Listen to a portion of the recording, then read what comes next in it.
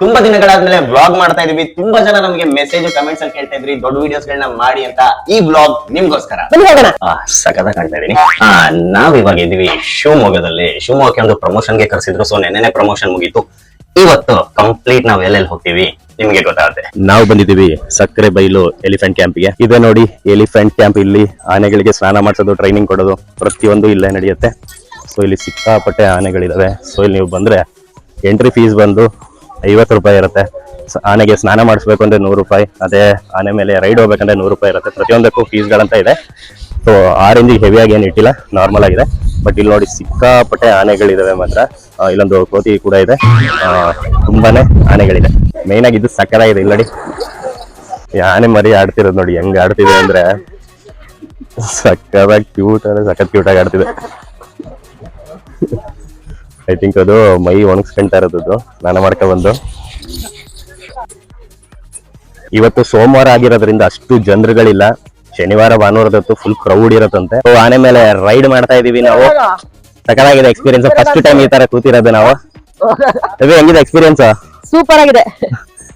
ನನ್ ಬೇಬಿನ ಅಷ್ಟೇ ಕೂರ್ಸೋಣ ಅಂತ ಅನ್ಕೊಂಡಿದ್ದೆ. ಆನೆ ಮೇಲೆ ಇನ್ನೊಂದು ಆನೆನ ಕೂರ್ಸಲ್ಲ ಅಂತ ಹೇಳಿದ್ರು. ಸೊ ಹಾಗಾಗಿ ನಾನೇ ಕೂತ್ಕೊಂಡೆ. ಓಕೆ, ನಮ್ಮ ರೈಡ್ ಮುಗೀತು. ಈಗ ಬೇರೆಯವರಿದ್ದು ರೈಡ್ ಸ್ಟಾರ್ಟ್ ಆಗಿದೆ. ಸೊ ಇಲ್ಲಿ ಎಲಿಫೆಂಟ್ ರೈಡ್ ಸಕ್ಕತ್ತಾಗಿ ಇರುತ್ತೆ. ನಿಜವಾಗ್ಲೂ ನಂಗಂತೂ ತುಂಬಾನೇ ಬೆಸ್ಟ್ ಎಕ್ಸ್ಪೀರಿಯನ್ಸ್. ನನ್ ಬೇಬಿ ಫುಲ್ ಖುಷಿಯಾಗಿದೆ ಆನೆ ಮೇಲೆ ಆನೆ ಕೂತಿದ್ದು. ಸೊ ಕೇಳೋಣ ನಮ್ಮ ಬೇಬಿ ಮರಿ ಆನೆಗೆ ಹೆಂಗ್ ಅನ್ನಿಸ್ತು ಅಂತ. ಹೇಳ್ಬೇಕಾ? ನನಗಂತೂ ಸಕ್ಕತ್ ಇಷ್ಟ ಆಯ್ತು. ಆಕ್ಚುಲಿ ಫಸ್ಟ್ ಟೈಮ್ ಆನೆ ಮೇಲೆ ಕೂತಿರೋದು ನನಗಂತೂ ತುಂಬಾ ಇಷ್ಟ ಆಯ್ತು. ಒಳ್ಳೆ ಸಖತ್ತಾಯ್ತು ಎಕ್ಸ್ಪೀರಿಯನ್ಸ್. ಅದು ಎಕ್ಸ್ಪ್ಲೇನ್ ಮಾಡಕ್ಕಲ್ಲ, ಸಖತ್ತಾಗಿತ್ತು. ಆ ಆನೆ ಮುಟ್ಟದಿರ್ಬೋದು, ಅದು ಆಶೀರ್ವಾದ ಎಲ್ಲ ಮಾಡ್ತಿತ್ತು ಮಾತ್ರ. ನಂಗಂತೂ ಸಕ್ಕ ಖುಷಿ ಆಯ್ತು. ಸೊ ಇಲ್ಲಿ ಎಲಿಫೆಂಟ್ ಕ್ಯಾಂಪ್. ಸೊ ನಾವಿಲ್ಲಿ ಮುಗಿಸಿ ನೆಕ್ಸ್ಟ್ ಇವಾಗ ನಾವು ಹೋಗ್ತಾ ಇರೋದೇ ಟೈಗರ್ ಲಯನ್ ಸಫಾರಿ ಶಿವಮೊಗ್ಗದಲ್ಲಿ ಇರೋದು.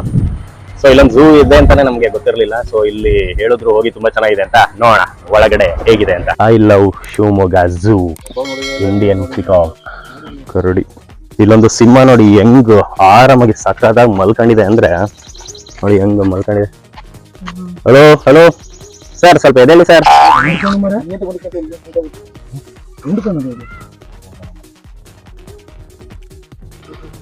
ಕರಿಚಿರತೆ ನೋಡಿ ದೂರದಲ್ಲಿ ಇಲ್ಲಿ ಕಾಣ್ತಾ ಇದೆ ನೋಡಿ. ಇದು ಮ್ಯೂಸಿಯಂ. ಇದೆಲ್ಲ ಏನಿದೆ ಅಲ್ಲ, ಇದೆಲ್ಲ ಒರಿಜಿನಲ್ ಚರ್ಮನೆ ಅದರಲ್ಲೇ ಮಾಡಿರೋದು. ಹೌದು, ಇದು ಯಾವ್ದು ಡೂಪ್ಲಿಕೇಟ್ ಅಲ್ಲ, ಇದೆಲ್ಲ ಒರಿಜಿನಲ್.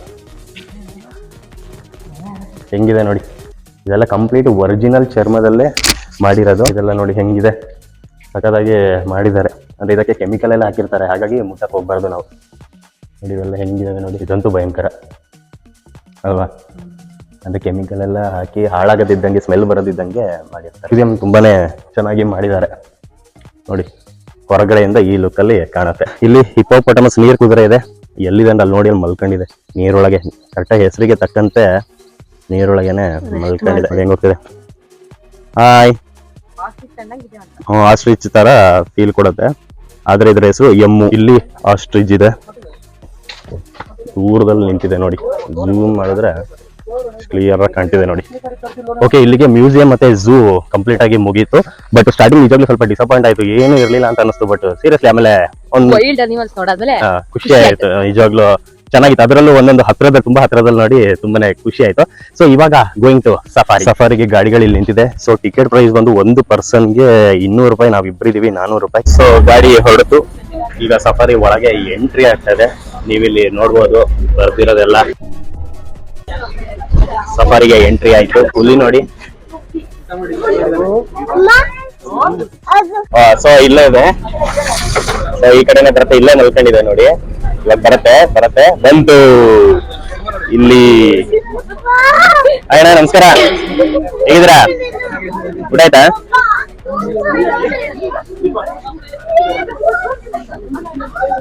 ಸಫಾರಿನೂ ಮುಗೀತು.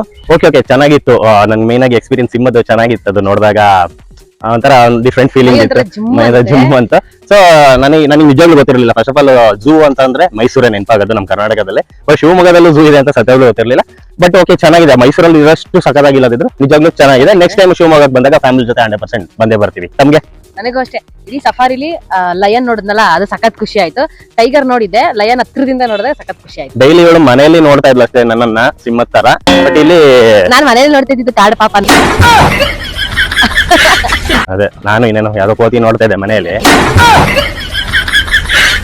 ಇಲ್ಲಿ ಮಾಮೂಲಿಯಾಗಿ ಬಿಟ್ಟೋಗೋಣ ಅಂತ ಅನ್ಕೊಂಡೆ, ಬಟ್ ಇವ್ರು ಇಲ್ಲಿ ಇವ್ರನ್ನೆಲ್ಲ ಬಿಟ್ಕೊಳ್ಳಲ್ಲ ಅಂತ ಹೇಳಿದ್ರು. ಸೊ ಹಾಗಾಗಿ ಈಗ ನೆಕ್ಸ್ಟ್ ಗೋಯಿಂಗ್ ಟು ವಿಶ್ವವಿಖ್ಯಾತ ಜೋಗ ಜಲಪಾತಕ್ಕೆ. ಬಟ್ ನೀರಂತೂ ಇಲ್ವೇ ಇಲ್ಲ ಅನ್ನೋ ತರನೇ ಇದೆ, ತುಂಬಾ ಅಂದ್ರೆ ತುಂಬಾನೇ ಕಡಿಮೆ ಇದೆ. ಬಟ್ ನಾನು ಒಂದ್ಸಲ ಬಂದಿದ್ದೆ, ಇದು 2ನೇ ಸಲ ನೋಡಿ ಇಷ್ಟೇ ಬರ್ತಾ ಇರೋದು, ಕಂಪ್ಲೀಟ್ ನೀರ್ ಇಲ್ಲಿ ಬೀಳ್ತಾ ಇದೆ.